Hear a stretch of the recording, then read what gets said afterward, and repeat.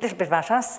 I say 18,300 or 18,500 now, I just on Monday, hooray! So 200 more people in more than 115 countries. So we train and develop sustainability professionals, and the idea is, it's about 30 years old, the organisation, and it was set up to give the same level of professionalism for sustainability as accountants and lawyers and doctors have. So there is a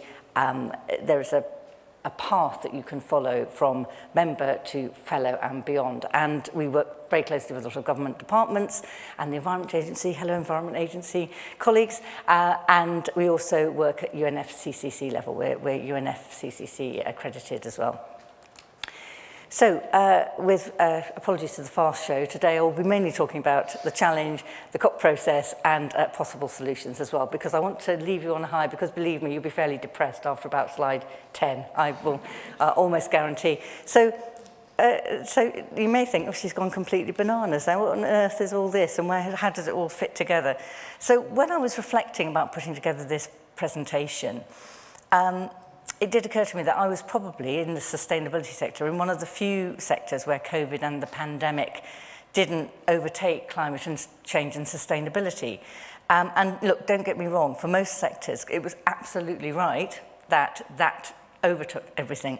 And you know, we would have been in a far worse state if all the people who were doing those jobs, first responders, street cleaners, caregivers, were not making that their absolute priority. But I attended COP26, we'll talk about that in a minute, but I'm very aware that the climate change emergency, the biodiversity emergency were not going away whilst our minds were quite understandably concentrated on other things. And I'll just give you these three little vignettes to show that from the most local to the most global, that climate change is happening and happening very fast. So, it's not about the dog, it's about the daffodils, but I just like the dog, so I put him in. This is Triplo, which is a village very close to me, and every year they have a daffodil festival. So people go and they've planted 1 million daffodils in the village. It's lovely. All the money raised goes to local charities. And the daffodils are now out. They've been doing this for about 50, 60 years. The daffodils are now out 7 weeks earlier now than they were at the beginning when they started the festival. And, you know, there was a bloke who, you know, absolutely clear, the chairman of the event, he said, that's climate change, and that's 7 weeks. And if you think about this is prime farming country, so if you think about the consequences of that, that means that everything's kind of getting out of kilter. So the bugs are coming out at a different time, the predators are not here when the bugs are coming out, so farmers are going to be using more chemicals to try and get rid of the bugs. Things are growing later, they've got shorter or longer growing cycles, which means they're not growing to their full potential. And so that one sign has a whole load of consequences. The second one is Australia and the floods in Australia. I was talking to a friend of mine who is Australian, and he said he worked in environment regulation in Australia for many years, and he said, normally we would talk about 6 inches. You know, when you get record floods, they're 6 inches greater. This was 2 meters. 2 meters more than the previous high water. And that is, you know, you don't even have a chart for that, do you? That is absolutely. And again, even in somewhere which is a country like Australia, which tends to be a little bit climate skeptical, there is now beginning to be a real recognition that this is not just because they're building houses in the wrong places, although obviously there is an element of that. And the final one is the Congo Ice Shelf. You might have seen this. It's the size of Rome. And we're not just talking about the Forum, we're talking about the whole of Rome. And it's broken off. And a climate scientist I spoke to very recently said, I don't remember, and he's almost as old as I am, so he's been doing this for a long time. I don't remember both polar caps melting at the same time. I mean, obviously, you know, one's summer, one's winter. It's kind of almost like binary. So when one is melting, the other is freezing. At the moment, both are melting. So from the smallest sign to the biggest sign, there is incontrovertible evidence that climate change is happening and happening quickly. So with that in mind, I thought I'd very quickly just run you through the COP process, just to remind ourselves why it started and what the point of it was.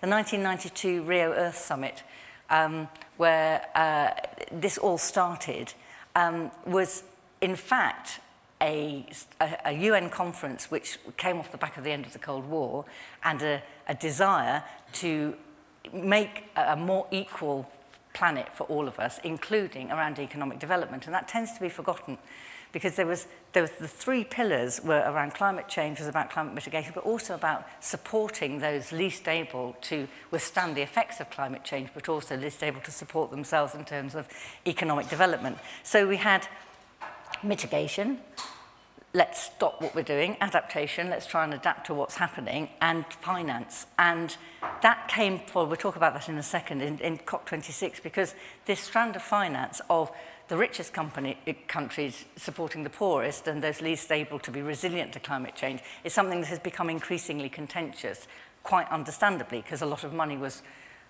promised and very little of it has actually made its way to the countries least able to support themselves in this. So there were also three conference series that came out of this. The climate change, so that's the COP26, because the first one was in 1995. But there's also a biodiversity COP, which confusingly is COP15, and a desertification COP, which is also COP15. So yeah, that's the end of here ends the jargon, but just so you know, if you hear later that there's a biodiversity COP later this year, then that's what that is. They all came from the same conference. So I was at COP26 with 40,000 other people all talking at each other. Was it a success? Well, yes and no. It's always yes and no, unfortunately. Yes, because there were some really, I think, potential game changers, like the stuff around forests, that, a recognition that deforestation is happening too fast, not as much pace and speed as we would all like.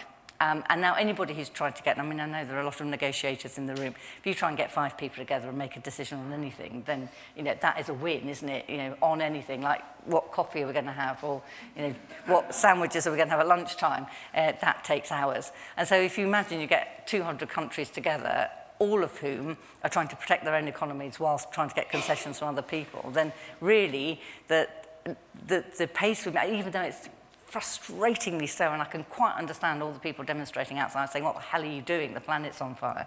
But the fact that we are still talking and the fact that we're still moving forward, I think, has to be a cause for optimism. We do a podcast at IEMA, and at the end I asked them, we have the amazing guests, asked them, are you an optimist or a pessimist? Everybody amazingly says they're an optimist. They're a pessimist in the short term, but an optimist in the long term, which I guess is reassuring.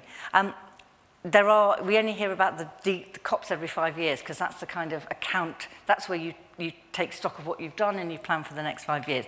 But they do happen every year. So this year, COP27 is an Africa COP. It's in Sharm el-Sheikh, it's in Egypt. We're working with our Egyptian members to make sure that they get their voices heard at that COP. And we hope that there will be food and farming. There was no food and farming day this year, which many people thought was completely bizarre. And I can understand where they were coming from. So without really depressing you as well, there is also, as I said, a biodiversity crisis. In fact, the GMCA declared a biodiversity emergency just very recently, and will be working at a local, national and international level to try and address this. Bob Watson, who I quote at the side, the reason I've quoted him is that he is not a man for hyperbole. He's a very data-driven, research-based scientist. He, in fact, was part of the Montreal Protocol about CFCs, refrigerants. And that was, quite a successful protocol. And I asked him once, when I was a BBC journalist for many years, why did that work and why is it so difficult to get climate change to work? And he said, well, 3 things. First of all, there was a lot of technology that was easily changeable and wasn't any more expensive. Secondly, in the 70s and 80s, you only had to deal with 20 countries and you essentially had a solution. And thirdly, it affected white people first. Because if you think where the poles are and where the ozone layers are, and none of those things necessarily apply, though I think as we've said, we're beginning to see changes even in the relatively protected West. So, oopsie. I just quickly put this on. So the biodiversity COP has also been delayed, and we think it should be sometime this year as well. I thought this was really interesting. This is one of the targets for 2030, and this puts the onus on businesses.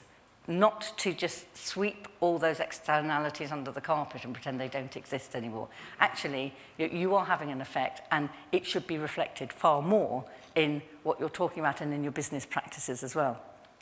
It's kind of happening, but we all know it's not really happening. And there's an awful lot of, oh, look at how green we are, in page 407 of the annual report, without it necessarily mainstreaming. I'm not saying that for all organisations. I think there are companies who are beginning to bring those thoughts into the C-suite, but not enough. And very quickly, desertification COP. It is happening. It's happening in a couple of months' time in Côte d'Ivoire, and it rather suggests, you do wonder, why are these three things taking place? Why aren't they all just getting together? Because they're all sides of the same coin. I have put this to policymakers, and I get this kind of, well, everybody quite likes having their own thing to go to in interesting places around the world every year, although I obviously wouldn't necessarily suggest that it's the case for anybody in policy-making circles, but it's increasingly obvious that climate, you don't get to net zero without looking at biodiversity. You don't stop desertification without thinking about biodiversity and climate change. So the sooner we get proper consistency across those three processes, the better. So very quickly, because my time is almost up. The Environment Act got royal assent just before the COP26. And we've got a lot of stuff on the IEMA website that's available on kind of in front of our paywall. So do have a look. Martin Baxter, our Deputy CEO and Head of Policy and Director of External Affairs, and Ben, our Head of Policy, are brilliant on this. It's potentially a radical piece of legislation, because all those bits around the outside, the coloured jigsaw pieces, go up to make a whole, and sitting in the middle is a lot, potentially, of environmental governance. The Office for Environmental Protection, which is now up and running and has some really top-rate people running it, and lots of legally binding targets, lots of things that ministers have to come to Parliament and make account of. And as I said, potentially it could completely change the way we do business in the UK. It's not the only solution, but it's one. I've got a 40-slide deck on that alone, but you do not want to lose the will to live, so I won't use that just at the moment. But please have a look at some of the information and see what you think it might have, what resonance it might have for your own organisations. Nearly there. I just wanted to pick this out as well, because at IEMA we do a lot on green skills, all jobs greener, and skills and training and development. Lifetime learning has to be a part of the new zero carbon economy, and I thought this was really interesting from a world-class economist who picked out education and education on the natural world as one of the essential pieces of this puzzle. And that doesn't mean it has to be in schools. We're working with others, and there are others working in this space, with 14 to 18-year-olds to talk about sustainability in the paths that they could choose, because often it's not very clear. But this has to happen all the way through our working lives, because the technology will change, the information will change, and we have to make sure that responsible organisations are embedding lifelong learning at their own expense, I think, not expecting their members of their teams to do that. Just very quickly, just to end on a bit of an up, Copenhagen, I took the Danish, because I thought, should I take the translated version? Probably not, no, because it is Danish. Copenhagen has done amazing things. I've seen it, and I've talked to some of the engineers behind it. So roads that will act as storm drains, parks that will act as floodplains as well, with raised paths. And it's really interesting. Have a look at if you put in Copenhagen climate resilience, and there are English pages as well, some really interesting projects, all in their early stages, but some really interesting projects that they're doing. So it can be done, and it can be done at scale.